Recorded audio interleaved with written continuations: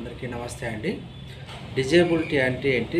Disability పిల్లలు పుట్టడానికి గల కారణాలు ఏంటనేది దాని గురించి మనం ప్రధానంగా ఈరోజు వీడియోలో తెలుసుకుందామండి. ఫస్ట్ నెంబర్ 1 కాజెస్ వచ్చేసి poor nutrition during early pregnancy అనమాట. నెంబర్ 2 వచ్చేసి మెడిసిన్స్ ఎక్కువగా మెడిసిన్స్ డ్యూరింగ్ ప్రెగ్నెన్సీ. మెడిసిన్స్ ఎక్కువగా వాడడం వల్ల కూడా డిజేబిలిటీ పిల్లలు పుట్టడం జరుగుతుంది. రిగార్డింగ్ ది ప్రెగ్నెన్సీ టైంలో అనమాట. మదర్ యొక్క ఏజ్ కూడా ప్రెగ్నెన్సీ టైంలో ఎక్కువగా ఉండడము, తక్కువగా ఉండడము, ఇలా ఉండడం వల్ల కూడా డిజేబిలిటీ చిల్డ్రన్స్ పుట్టే అవకాశం ఉంటుంది. Close relationship between the parents, దగ్గర సంబంధాలు, మేనరిక సంబంధాలు చేసుకోవడం వల్ల కూడా డిజేబిలిటీ పిల్లలు పుట్టే అవకాశం ఎక్కువగా ఉంది. This is also one of the cause అనమాట. దీని యొక్క కండిషన్స్ కానీ ప్రాబ్లమ్స్ కానీ మనం తెలుసుకున్నట్లయితే కనుక వచ్చేసి బిఫోర్ ఏజ్ 18 years లోపల ప్రెగ్నెన్సీ వచ్చినట్లయితే కనుక డిజేబిలిటీ చిల్డ్రన్స్ పుట్టే అవకాశం ఉంటుంది. అంటే మెంటల్ రిటార్డేషనే కాదు, ఎనీ ఆటిజం కానీ, డౌన్ సిండ్రోమ్ కానీ, ఏడిహెచ్డి కానీ, లేదంటే సిపి కానీ, మైక్రోసిఫాలసిస్ కానీ, హైడ్రోసిఫాలసిస్ కానీ, ఇలాంటి కేసెస్ ఏమైనా పుట్టే అవకాశం, లేదా అట్లీస్ట్ హీరింగ్ ఇంపైర్డ్ కానీ, లేదంటే కనుక ఫిజికల్లీ హ్యాండిక్యాప్డ్ చిల్డ్రన్స్ కానీ పుట్టే అవకాశం ఎక్కువగా ఉంటుంది. నెక్స్ట్ నెంబర్ 2 వచ్చేసి pregnancy after age of 35 years తర్వాత ఎవరికైనా ఇప్పుడు కేసు ప్రెగ్నెన్సీ వస్తే కనుక వాళ్ళకి ఎక్కువగా డిజేబిలిటీ చిల్డ్రన్స్ పుట్టే అవకాశం ఉంటుంది. ఇది మెయిన్గా చాలా ఇంపార్టెంట్ పాయింట్ అండి. ఏజ్ ఎక్కువైతే కనుక పుట్టే అవకాశం మెరుగ్గా ఉంటుంది, దాని పర్సంటేజ్ రేట్ కూడా ఎక్కువగా ఉంటుంది అనమాట. నెంబర్ 3 వచ్చేసి స్ట్రక్చర్ ఆఫ్ ది మదర్ యొక్క ఏజ్ 4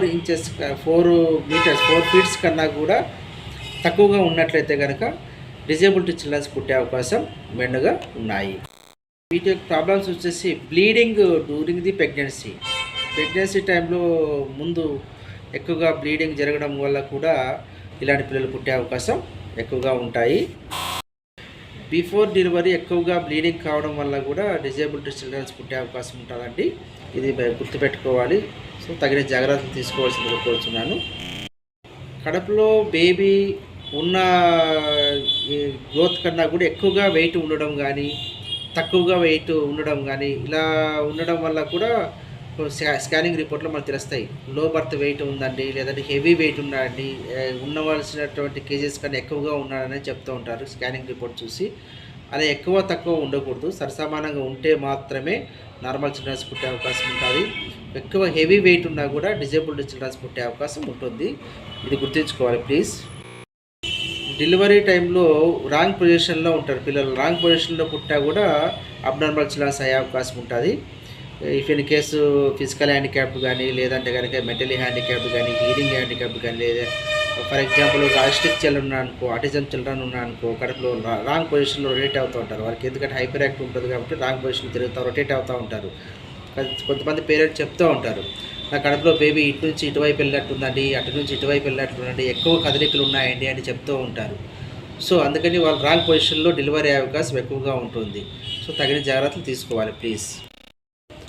ఖచ్చితంగా హెల్త్ సెంటర్లో డెలివరీస్ చేసినట్లయితే కనుక కొంతవరకు తగ్గించుకునే అవకాశం ఉంటుంది. హెల్త్ కేర్ తీసుకుంటారు వాళ్ళు, డెలివరీ టైంలో కొన్ని ప్రికాషన్స్ తీసుకుంటారు కాబట్టి కొంచెం డిజేబిలిటీ రేటు పర్సంటేజ్ తగ్గే అవకాశం ఉంటుంది.